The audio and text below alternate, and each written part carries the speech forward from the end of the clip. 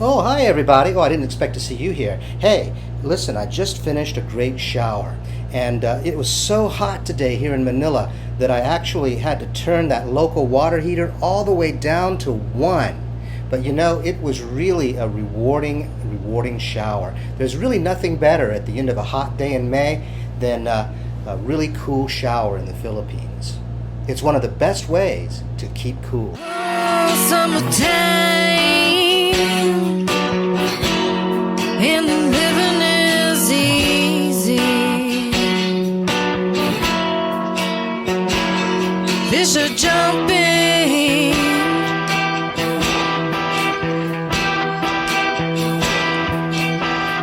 and the cabin always high.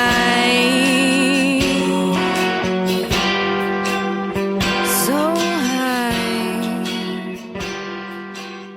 Or you know, as Michael Stipe used to sing, late afternoon and the house is hot. That is true in the Philippines. In fact, you can work up a good sweat without even lifting a finger. You know, there's so many different ways, though, that you can beat all of that heat out there. One of them, of course, is to make sure you put some curtains on your windows. Sit where it's cool for the afternoon. We keep our curtains here in this house closed between about 1 and 5 p.m. most days.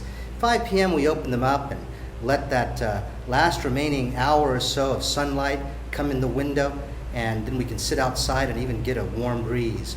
If it rains, we might even open them a little sooner. And of course, you have a plethora of great fruit juices. If you go to any supermarket, you see like 2 or 3 aisles, long aisles of nothing but fruit juices in Tetra Paks and bottles. And so the Filipinos really do know about fruit juice. Make sure when you come to the Philippines that you try a wide variety.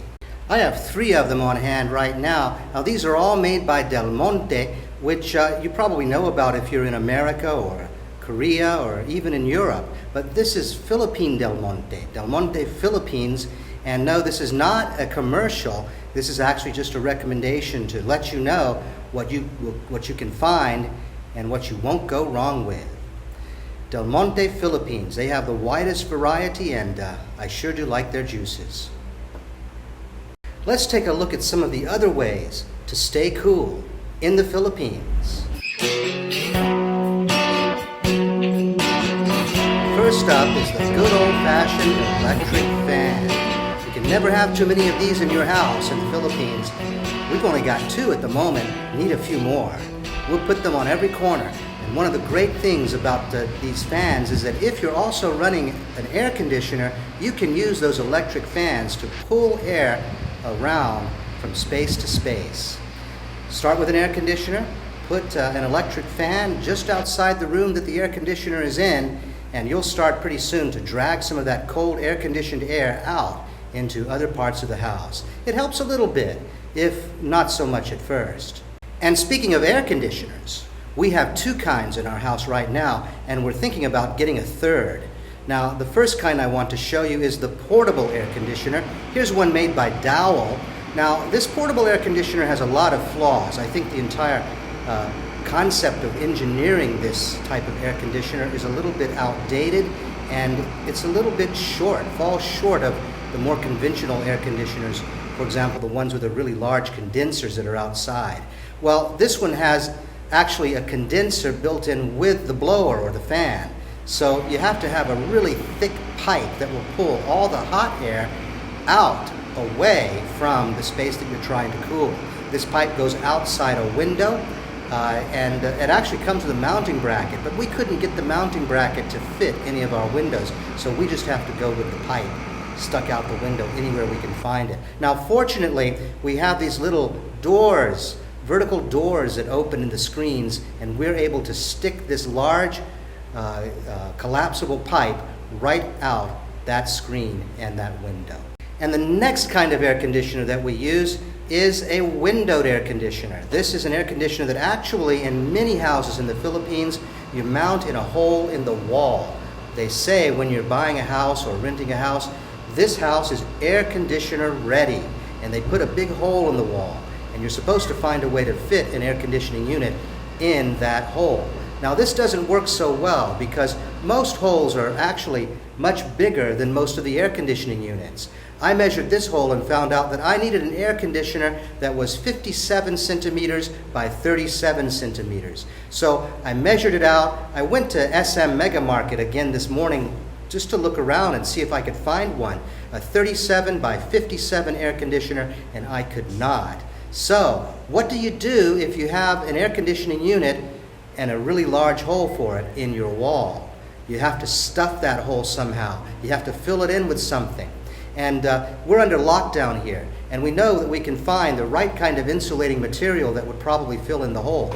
But because we're on lockdown, we can't buy it. So we have to use an old bath towel or two, and we just stuff 2 old bath towels, same color, a deep red, right along the sides of the air conditioner in one room. And in the other room, same problem, same kind of air conditioner, same size hole. What did we do? We stuffed bubble wrap around that air conditioning unit to fill in the gaps around it. Now these things work pretty well, but we also know that it's not very permanent. Eventually you're going to get some insects. You're probably still losing a lot of the air that you're pumping into the room. So it's really not the way to go. But what can you do? They pre-make these holes in the wall, and good luck on shopping and finding an air conditioner to fit it. Now there is another big problem that we have to consider when we're running air conditioning in the Philippines, and that is the cost. The Philippines is in short supply of electricity, and as a result of this, even though there are no brownouts right now, we do have an extremely high rate for electricity. Now, I've heard some estimates that say that if you run one window air conditioning unit for 24 hours, you may pay about $100 just to run that air conditioning unit. So if I get a $100 electric bill, I'll be happy. If it's much more, as my wife thinks it will be, then our first electric bill will become a shock. It's up to you to decide what you're able to tolerate in terms of your budget for electricity and air conditioning.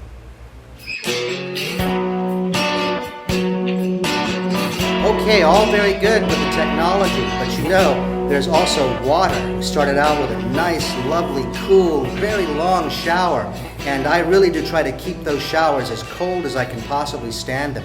That's good water. And then also, we can buy a blue container, a big old container that'll last almost 2 weeks. We put that in our kitchen, and then we simply dispense the water from that blue container into a pitcher and put it in the refrigerator for a long time. It gets really cold, and it really feels great to drink a tall, cold glass of water in this kind of heat. And just one more thing I want to show you for keeping cool in the Philippines. You know, the Philippines is famous for its San Miguel, and also now more and more for a beer called Red Horse. And no, this is not a paid commercial. It's just a recommendation. But I love Red Horse. Red Horse is a good, high-gravity, 7% amber ale. And I'll tell you, the Filipinos really know how to do beer right. Everyday beer that you can drink from your local sari-sari, they know exactly how to make it. Try Red Horse when you're in the Philippines, and don't forget to use it to cool off your face. So high. But there is just one really big problem.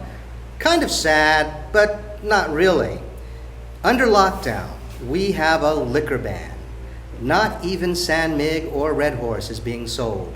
Certainly none of your favorites like the Spanish Filipino brandy, or your red or white wine, or your Ginebra gin. None of this is being sold right now anywhere on the island of Luzon. I have heard that off of Luzon, they are still able to purchase and consume alcohol legally, but certainly not here. Now, for a while, you were still able to go to a sari-sari, which is a neighborhood convenience store, and pick up any if they had it in stock. But now, all the sari-saris have sold out of any kind of liquor as well. And the first, of course, to go out of stock was San Miguel and then Red Horse. Also San Miguel Light, totally gone within a couple of weeks of the start of lockdown. And now even your gin is completely gone. So you won't find any alcohol here in the Philippines so long as we are under lockdown. But When lockdown's over, you can expect a little partying to happen. Okay, so there you have it. How to stay cool in the Philippines during these really hot summers. It is about 40 degrees outside right now. The sun is blaring, and there's no rain in the sky today. But I'm going to advise you one more thing. There's nothing wrong with working up a good sweat. And in the Philippines, you can do that without lifting a finger. See you next time.